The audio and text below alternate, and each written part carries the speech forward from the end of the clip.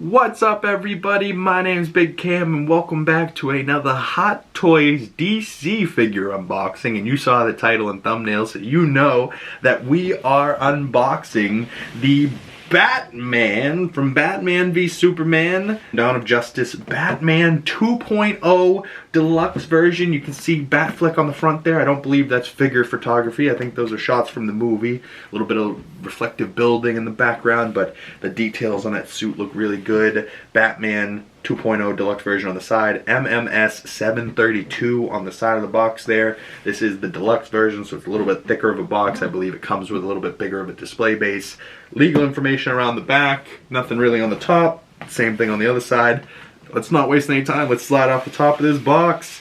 Oh my. It comes with two different head sculpts, plus the one that comes on the body. So it comes with a normal fixed head. I believe it comes with a bat cowl that you can move the head, and then it comes with a Bruce Wayne head sculpt, which looks very much so like Ben Affleck's Bruce Wayne. And this figure, ooh, it looks like it's covered in plastic, brand new, like I see there. Nice art on the back there, some Batman v Superman logo, and it's got the Batman in the background with the Superman symbol on top, which I believe the in-art Superman from Dawn of Justice had the same type of logo, but it was Superman in the background, and then I believe the bat symbol, you know what I mean? But I loved the posters for that movie. Although I didn't love Batman v Superman, maybe the ultimate version, like the theatrical release, I didn't remember loving, but the ultimate version is pretty great.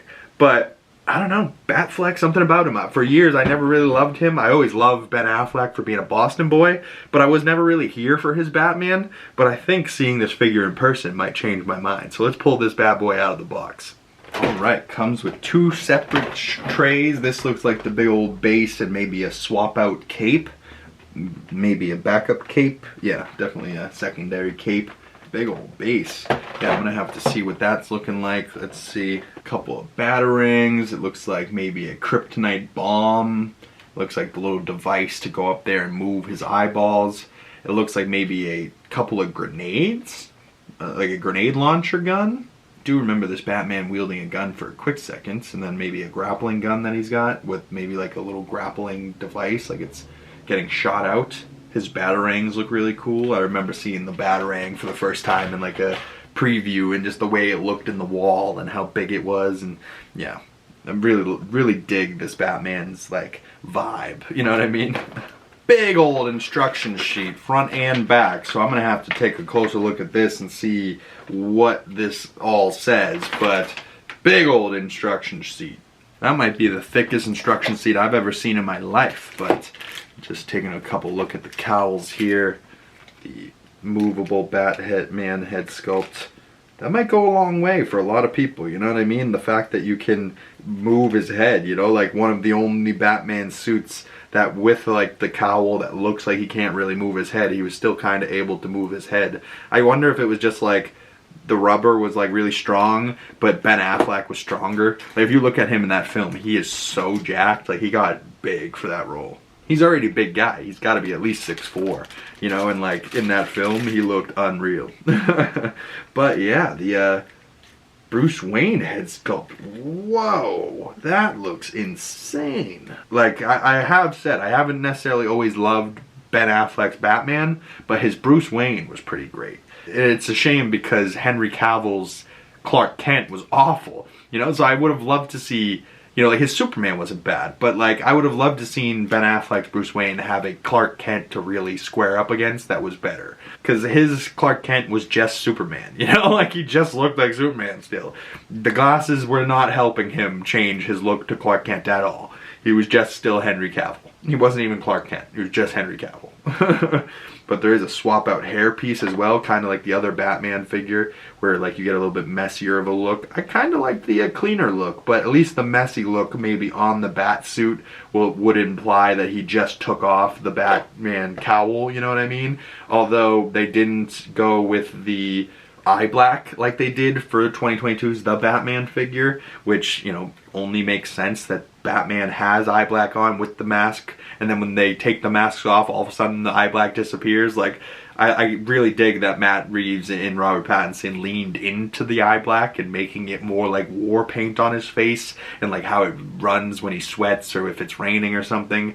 You know, like it should be something to lean into, not lean away and be afraid to show. Like, guys don't wear makeup. Like, yeah, he's not a guy. He's fucking Batman. Like, he can wear as much makeup as he wants. One of his biggest villains wears makeup. Look at the Joker. Come on.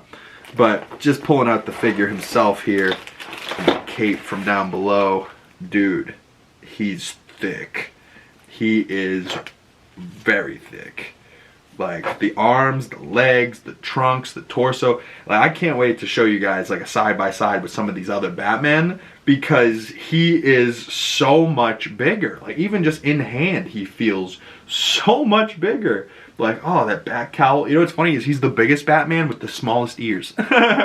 But let's take a closer look, a more up close and personal look at this Batman figure, and I'll lay out all of his accessories on the table in front of me, and we'll take a closer look at everything that the Deluxe 2.0 Batman from Batman v Superman Dawn of Justice from Hot Toys, and we'll see everything that he comes with. Alright, so we have the 2.0 Deluxe version of Batman from Hot Toys from Batman v Superman Dawn of Justice laid out in front of us here, and this figure looks really good. But taking a look at all of his accessories, we have a wired cape that we might try at some point. We have a grenade launcher. It looks like his grappling gun, two different grappling effects, one just normal straight one as if it's like curled up, maybe just going out of the gun, you know, getting shot off. Some batarangs. He's got 3 batarangs, actually 4, because one of them is in the batarang throwing hand. He also has a, you know, middle parted finger for him to be able to hold this like bat branding device that he uses. He's been branded by the bat, you know, like this Batman was very dark. There also seems to be 2 maybe pointing, maybe relaxed hands, or maybe these are like holding of the grappling gun hands. And then he comes with relaxed hands for either side. So, you know, 3 sets of hands and then 2 extra rights, but 2 fists on the hand, on the figure himself, making the 3rd set of hands. But then down here, we have the 2 other head sculpts. We have a moving head sculpt Batman, which we'll definitely show on the figure, and then the Bruce Wayne head sculpt, taking a closer look at that. And they both come with like these little Batman stands, so you can actually display the head sculpts with your display instead of leaving them in the box, which I do like that touch as well. So I will end up displaying whatever head sculpts I don't end up using on the figure. But you can see the Ben Affleck head sculpt there looks really, really good. I mean, like the details on the pores in this head sculpt look so good. And it comes with that little extra portion of the neck, because somehow, some way, that's got to get stuffed down into the bat suit. And then the head, you know, and the neck obviously pop out the top of the bat suit. But he also comes with a swap out piece of hair. So you could take off this piece and add a messier look to it, which I believe goes like this. You can kind of see the line where it starts to become messy, but you know, the messy head sculpt look doesn't look bad either. I think I prefer the normal Bruce Wayne hair, if you would. You can still kind of see that seam up top there, but it does kind of blend in decently, and from the front you can't see it at all, and it does give that little bit of shadow over here on his face from the hair. I do kind of like that, but it really does look like the Bruce Wayne head sculpt for him. So I might even need to get like just a suited Bruce Wayne Ben Affleck and then use this as the head sculpt, you know. And I don't necessarily have any Bruce Waynes in my collection. I have a bunch of Batmans now, but maybe I just need to get like a suit and put one of my Batman, you know, Bruce Wayne head sculpts on that suited figure and then make him into a Bruce Wayne, you know. But I might end up using this as the final look, but I definitely will at least try it once during the posing section of this video. But the bat cowl himself, you know, you can go up, he can go side to side, although it is pretty stiff still.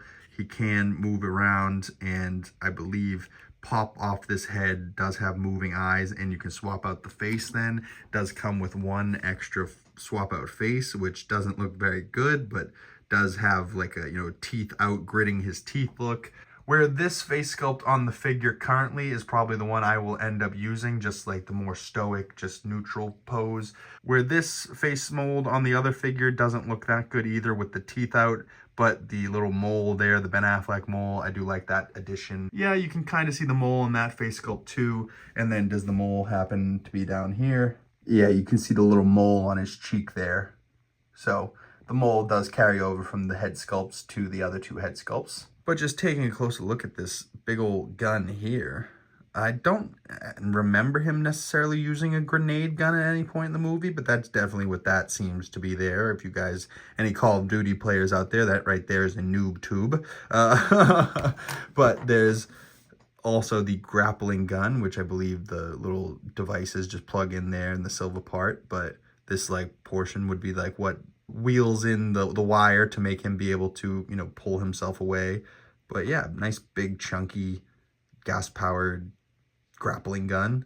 It's funny how different the grappling guns are between the Batmans, between the movies. They're you know, you'd think they would just be the same design, but no, they're very different through all of the figures in all the different movies. And you can see the display base here. It is very nice, and it looks like it comes in two different parts. And those little holes back there, you can plug into the bottom of this base here, and you can display this base with the brick side, and then, you know, the flight pole can plug into the back and reach around, you know, and just be right behind him like this. Or you can do this side, and you can see where the little holes would plug in on the bottom, and you could have this side displayed behind him with a little bit more concrete and with the ladder side of things instead of the brick side of things. So, you know, you have two different displayable options. I'm pretty sure you could have him, you know, maybe hanging on to that ladder. I think I'm going to definitely try and do that in one of my poses.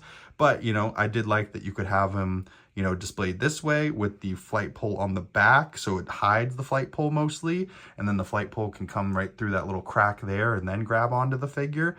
Or you can just have it this way and have the figure just with the brick side, or just have it like this.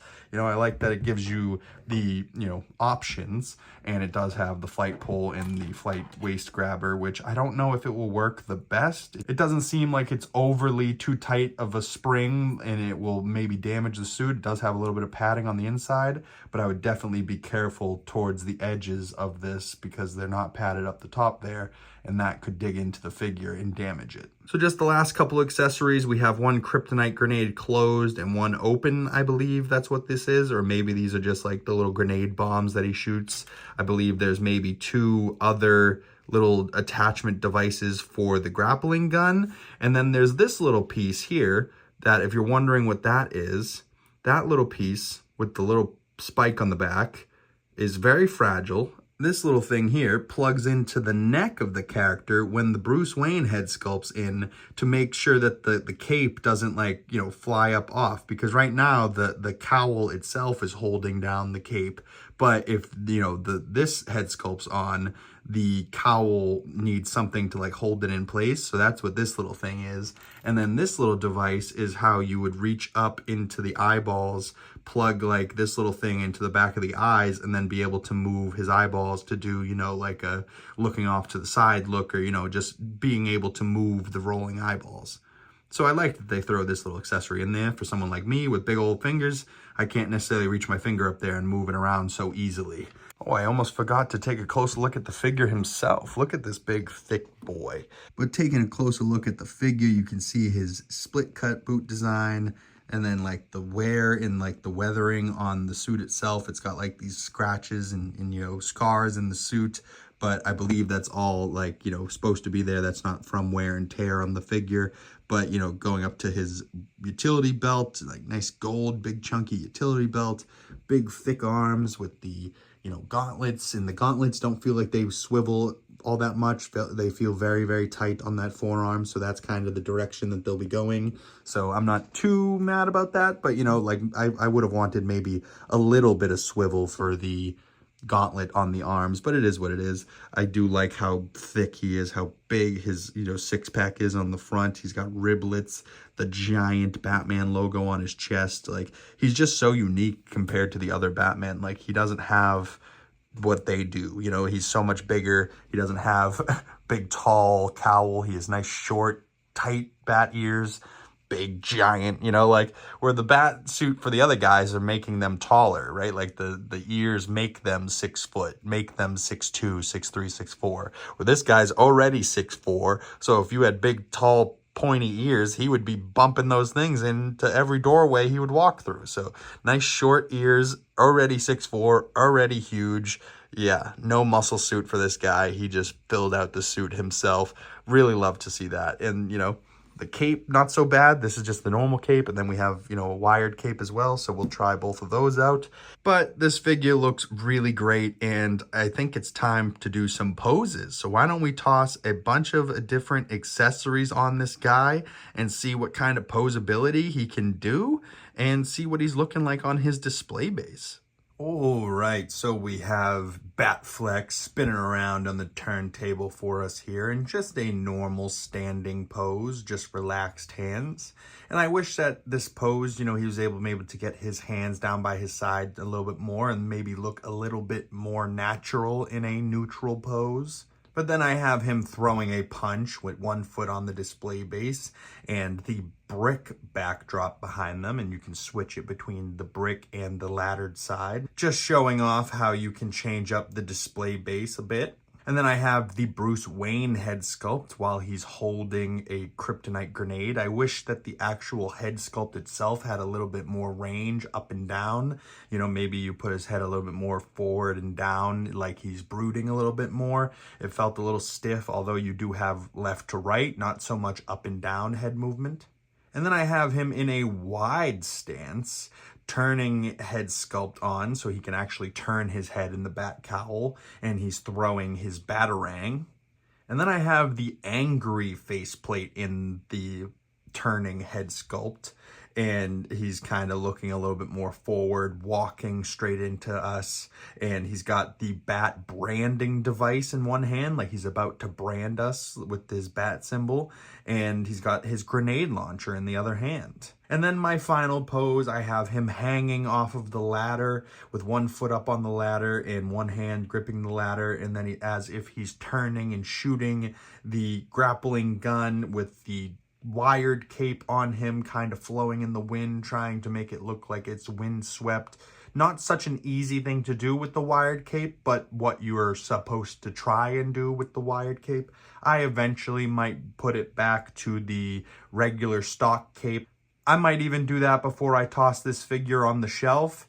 But I'm thinking, let's toss this figure next to a couple of other DC figures and do some figure comparisons for this Batman v Superman 2.0 Batfleck, and compare him next to some of the other Batmen to see how he sizes up, and put him next to his Superman. Oh, wow. I really like the way that these two stand next to each other. You know, they kind of are the most recent Batman, you know, maybe not animated stuff, but, you know, live action at least, the 2 latest Batmen. And Batfleck, I mean, is just so huge. Like, his legs are tree trunks, his body is just so jacked, where Pattinson's Batman was a little bit more slender, but he has a little bit more armor, a little bit more gadgetry, and a little bit more stuff going on with his suit. I will say the Batman's base is pretty great, but it's a little, you know, cumbersome. You know, it's a, you know, it raises him up a little bit, where the Batfleck one, you know, it is a diorama base as well. It doesn't say like the Batman on the front of it, which I wish it did. It doesn't have any light up features or anything like that, but it does come with this ladder. It does give you the 2 different sides. You could do the brick, you could do the ladder side. It has that little floor grate thing on the bottom there. The Batfleck 2.0 Deluxe doesn't come with a crotch grabber. I wish it did, but all of the poses I was able to do today, I didn't need the flight pole or a crotch grabber, so this figure's pretty damn sturdy. But you can see there, I did swap out the wired cape. I just don't know if I have what it takes for the wired capes to pose them to make them look proper. Maybe if I really, really want to take some serious time and really dedicate some time to getting a wired cape looking like it's really windswept and perfect, but it just seems very hard to do just in the moment quickly, so I feel like that's something you might need to massage and work with. But the Batman, Pattinson's Batman, comes with that cowl for when he's wearing the Bruce Wayne head sculpt. that is definitely one thing that I would want them to do with this Batman Deluxe. You know, if the Bruce Wayne head sculpt is so good and so good looking, and he takes off the cowl, you should have an empty cowl for him to be able to put in his hands, you know, and that probably would have been a pose I would have used, because the Bruce Wayne Ben Affleck head sculpt for this figure looks so damn good. But the cowl looks really good too, and I'm very glad that they gave you rolling eyeballs and a movable, you know, cowl, right? Like, look at that pose that he's in right now. He's got his leg up, his arm up, he's got the grappling gun, he's got his head turned, like, he looks really, really good. So that's like the pose I'm going to be running with for now, at least. But let's see what Batfleck looks like next to his Superman. So this is a Hot Toys figure for the Batman 2.0 Deluxe, but it is a 2.0 figure. So they've gotten a second chance to make this figure look really, really good. And I think they did a stellar job. But the figure on the right is MMS 200 Hot Toys Man of Steel Henry Cavill Superman. And on camera looks pretty good. Not my favorite figure I've ever unboxed. If you guys go back and watch that unboxing video, the figure himself had a lot of problems and not the sturdiest of body, you know, very loose limbs and stuff like that. But I have another Henry Cavill Superman that is much more sturdy and, in my opinion, looks a lot better, and that would be the InArt Superman. So let's pull out that figure. Oh, yeah, baby. Now this is what I'm talking about. InArt Superman from Batman v Superman. And I guess I could have took that empty Batman cowl that's in Superman's hand there and let Bruce Wayne hold that head sculpt. But that cowl's meant for the InArt Superman. It magnets right into his hand there, so it like also has like a gripping hand mark on its head. So it wouldn't necessarily work as just an empty cowl, but you know, it's funny that a Superman figure can come with an empty cowl, but a figure that comes with a Bruce Wayne head sculpt like this 2.0 Batman can't come with an empty cowl. Just very interesting. They could have. But in all fairness, they gave us the Bruce Wayne head sculpt, a regular cowl, and a moving head cowl. So they did go a little bit above and beyond for us. But I'm thinking the Hot Toys 2.0 Batman could get the same treatment for Henry Cavill and do a Man of Steel 2.0 or even like a Dawn of Justice.